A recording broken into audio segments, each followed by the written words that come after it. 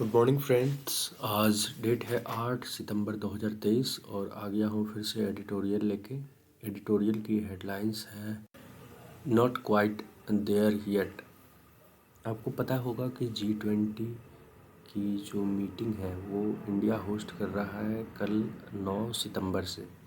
तो इसके रिगार्डिंग ये एक एडिटोरियल दिया गया है। इसमें इकोनॉमी को बताया गया है कि इकोनॉमी हमारे देश के लिए कितनी आवश्यक है। आइए एडिटोरियल की शुरुआत करते हैं। The 18th G20 leader summit will begin in new Delhi tomorrow. G20 leader summit की शुरुआत कल नई दिल्ली में होने जा रही है। It comes at a time when India stock is soaring. ये इस समय हो रहा है जब भारत की छवि जो है वह बढ़ती जा रही है, एक अच्छी होती जा रही है। As not just the fastest growing major economy but one with a voice in many bodies that count in global governance. आपको पता होगा कि भारत को तेज़ी से बढ़ती हुई अर्थव्यवस्थाओं के कंट्रीज़ में नाम लिया जाता है। इसके साथ साथ ही ये एक ऐसी देश भी बन चुकी है जिसको विदेश के ढेर सारी जितने भी गवर्नेंस बॉडीज़ हैं उनमें भारत की बातों को अच्छे से सुना जा रहा है। Before the end of this decade India economy is likely to be the third largest with a middle class that exceed the population of most countries. बताया जा रहा है कि इस दशक के अंत से पहले मतलब 2030 से पहले भारत की इकोनॉमी जो है वो थर्ड लार्जेस्ट इकोनॉमी बनने के चांसेस हैं। अभी हम लोग फोर्थ लार्जेस्ट इकोनॉमी हैं, जिसमें कि फर्स्ट में आपका अमेरिका, दूसरे में चाइना, तीसरे में जर्मनी और चौथे में अभी भारत है। विथ अ मिडिल क्लास, और हमारे देश में मिडिल क्लास लोगों की जनसंख्या बहुत ज़्यादा है और ये पॉपुलेशन जो है बहुत सारे देशों की टोटल पॉपुलेशन से भी ज़्यादा है। वो मिडिल क्लास लोग हैं हमारे देश में। It is tempting to assume that India rise to great power status is now a foregone conclusion not so. बोल रहा है कि इतनी जल्दी, लेकिन हमें यह अज्यूम नहीं कर लेना चाहिए कि भारत जो है विश्व पावर जो है वो बन सकता है। भारत विश्व पावर बन सकता है, लेकिन हमें प्री अज्यूम नहीं कर लेना चाहिए। Nothing is predestined and India now need to ensure that it doesn't get bogged down in the middle power trap। हम लोग बताया जा रहा है इसमें कि कोई भी चीज़ प्री डेस्टिन्ड नहीं है, पहले से पता नहीं है, पूर्वानुमान जिसका हम लोग नहीं लगा सकते हैं। बट भारत को ऐसा नहीं होना चाहिए कि वो मिडिल स्टेज में जाके फंस जाए। मतलब अभी हम लोग विकासशील देश हैं और हम लोग विकसित होने की तरफ बढ़ रहे हैं। तो ये टास्क हमें अचीव करना है, हमें विकसित कंट्री बनना है। ऐसा नहीं होना चाहिए कि हम लोग कहीं बीच में अटक जाए। The key to realizing our goal of moving to another level is the economy. It's economic vibrancy that provides the means to realize all other goal. तो इस गोल को प्राप्त करने के लिए इकोनॉमी एक बहुत ही महत्वपूर्ण साधन है। Even the current heft as a global swing state is based on an average per capita GDP growth of 4.6% over 38 years, which has been surpassed by just 7 other countries।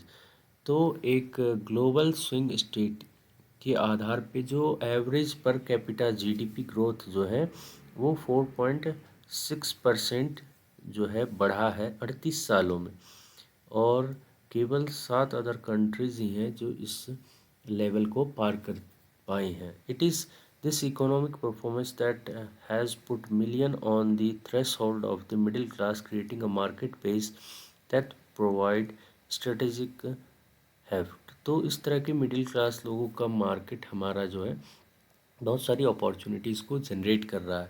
It is not just the consumer base that drawers the attention. केवल भारत में consumer base के आधार पे ही economy नहीं बढ़ रही है, बल्कि the economic growth has come out on the back of a more sophisticated production structure. साथ ही साथ हमारे देश में प्रोडक्शन स्ट्रक्चर भी जो है धीरे धीरे बढ़ रहा है।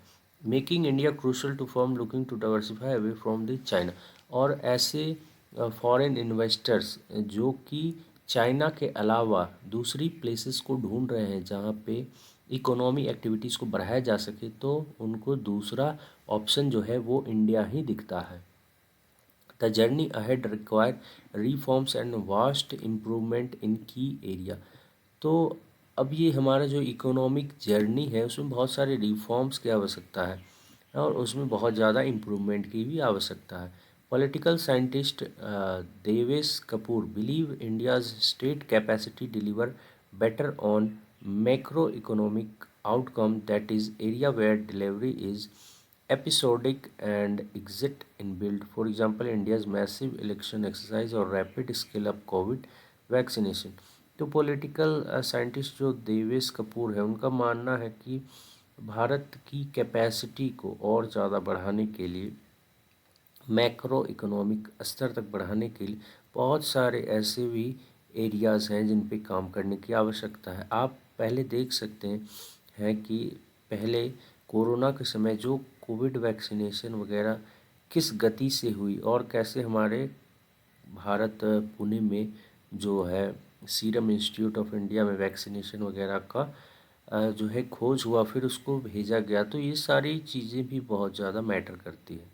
On the other hand, in microeconomic outcomes that need daily effort and local government capacity in areas such as municipality and schooling, results have been unsatisfactory। साथ ही साथ अब ये माइक्रो इकोनॉमिक यानी कि छोटे स्तर पर होने वाली इकोनॉमिक की बातें कर रहे हैं, इसमें बता रहे हैं कि डेली एफर्ट्स की ज़रूरत है और साथ ही साथ लोकल गवर्नेंस, जो भी गवर्नेंस की बॉडी वगैरह है, जो म्यूनसिपैलिटी लेवल पे, स्कूल लेवल पे, सभी लोगों को अच्छा करने की आवश्यकता है।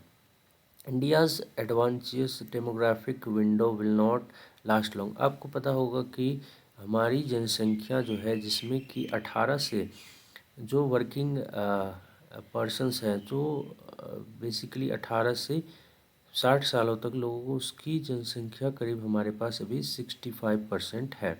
तो ये जो डेमोग्राफिक विंडो जो है, ये डेमोग्राफिक जो बेनिफिट हमारे पास है, UNFP project the median age will increase from 29 to 36 by 2036। अभी हमारे देश की जो मध्यम एज है, मतलब एवरेज एज यदि देखें तो 29 है, लेकिन 2036 में ये 36 हो जाएगी। Two urgent challenge need to be address, the quality of human capital need to be enhance significantly.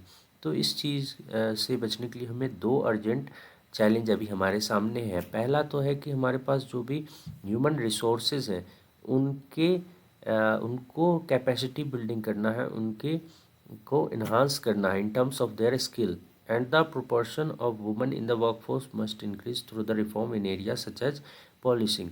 साथ ही साथ पॉलिसी वगैरह ऐसे बनाने हैं जिससे कि महिलाओं को ज़्यादा से ज़्यादा रोज़गार मिल सके और वो हमारे वर्कफोर्स में शामिल हो सके। G20 summit positive impact should this government of India to revisit is approach to the international trade. साथ ही साथ G20 भारत को एक अच्छा मंच प्रदान कर रहा है जिससे कि वो अपने इंटरनेशनल ट्रेड के विषय में एक अलग से अप्रोच कर सकते हैं। On the strategic side, India striding confidently in multilateral platform but can it fulfill its potential by turning protectionist and avoiding regional trade agreements? जैसे पता है कि भारत कई सारे मल्टीलैटरल प्लेटफॉर्म्स का हिस्सेदार रहा है, तो अभी हमें क्या करना है कि एक प्रोटेक्शनिस्ट की भावना से हटना है।